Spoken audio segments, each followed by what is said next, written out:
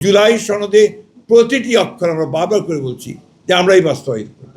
বিরোধী দল যারা আছেন তারা অনেকে বিভিন্ন রকম মুখরোচক কথা বলে আপনার জনগণকে আপনার উত্তেজিত করবার চেষ্টা করছেন। বিএনপির ৬০ লক্ষ মানুষের বিরুদ্ধে মিথ্যা মামলা হয়েছে। বিএনপির প্রায় ১৭০০ নেতা কর্মী গুম হয়ে গেছে। বিএনপির কয়েক হাজার মানুষ হত্যা হয়েছে এই ফ্যাসিবাদের বিরুদ্ধে লড়াই করতে গিয়ে। জুলাই সনদ তো আমরা স্বাক্ষর করেছি একসাথে, যে সমস্ত দলগুলো আমরা আন্দোলন করেছি একসাথেই স্বাক্ষর করেছি, এবং জুলাই সনদে প্রতিটি অক্ষর আমরা বারবার করে বলছি যে আমরাই বাস্তবায়িত করব। কারণটা হচ্ছে যে কথাগুলো বলা হয়েছে, যে গণভোটের কথা। RICL TMX, যুগের পর যুগ স্থাপনা থাকে মজবুত। সেই গণভোটের একটা অংশ তো আমাদের সঙ্গে কোনো আলোচনাই হয়নি, যে কথাটা বলা হয়েছে। অর্থাৎ আমরা বারবার করে যে কথা বলতে চাচ্ছি যে আমরা এই যে উচ্চকক্ষের অনুপাতিক হারে ভোট অনুপাতিক হারে যে আপনার প্রতিনিধিত্ব হবে, সেই বিষয়টাতে আমরা কখনোই একমত হইনি। এবং সেখানেই তারা আমাদের সঙ্গে, আমি সেই সময় আপনার যদি মনে থাকে, আমি স্টেটমেন্ট দিয়েছিলাম আমি নিজে, যে জাতির সঙ্গে প্রতারণা করা হয়েছে।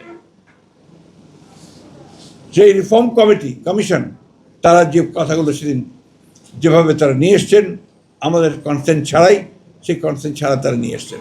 এবং জুলাই সনদের বইটা যদি আপনারা পড়েন, আমার কাছে এখানে নাই, প্রতিটি জায়গায় বলা আছে যে দল তাদের ম্যানিফেস্টো অনুযায়ী যেভাবে যে নির্বাচিত হবে, তারা তাদের ম্যানিফেস্টো অনুযায়ী সেইটাকে বাস্তবায়িত করবে।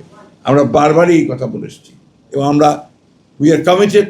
আমরা 31 দফাতে যেমন কমিটেড, ঠিক তেমনিভাবে আমরা কমিটেড হচ্ছি জুলাই সনদে। কিন্তু সেটা আমরা যেভাবে চেয়েছি সেইভাবে আমরা বলছি। এখানে সম্পূর্ণভাবে ভুল ব্যাখ্যা দেওয়া হচ্ছে যে আমরা জুলাই সনদ বাস্তবায়ন করতে চাই না। আমরা জুলাই সনদ বাস্তবায়ন প্রত্যেকটি অক্ষর আমরা পালন করব। এটা হচ্ছে আমাদের কমিটমেন্ট। আমরাই তো সংস্কার এনেছি। সংস্কারের কথা বলে, সংস্কার এই দেশে কারা এনেছে? বিএনপি এনেছে। একদলীয় শাসন ব্যবস্থা থেকে বহুদলীয় গণতন্ত্রের বিএনপি নিয়ে এসেছে।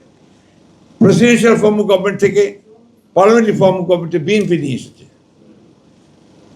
আপনি তত্ত্বাবধায়ক সরকারের যে বিধান, সেই বিধানকে আমরাই পার্লামেন্টে সারা রাত কাজ করে আমরাই পাশ করেছি।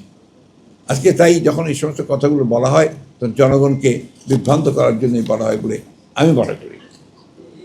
এখন বিরোধী দল যারা আছেন তারা অনেকে বিভিন্ন রকম মুখরোচক কথা বলে আপনার জনগণকে আপনার উত্তেজিত করবার চেষ্টা করছেন। জনগণের চেয়ে ভালো তো আপনার আর কেউ বোঝে না। আমরা যতই মনে করি জনগণ কিন্তু সবচেয়ে ভালো বোঝেন, তারাই সেই সিদ্ধান্তটা সবচেয়ে ভালো নেবেন যে আমরা সংবিধান সংশোধনের ব্যাপারে কী বলছি। এখন যে কথাগুলো নিয়ে তাদের কথা, সংবিধান সংস্কার আর সংবিধান সংশোধন, আমরা তো বরাবরই বলে এসেছি যে আমরা সংবিধান সংশোধন করতে চাই। আমরা তো সংবিধান সংস্কারের কথা কখনোই বলিনি।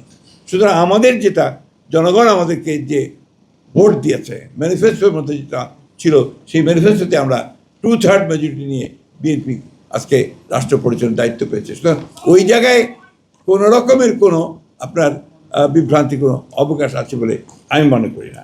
জায়গায় এই কথাগুলো এই জন্য বললাম যে সাংবাদিকরা এটা চাচ্ছেন।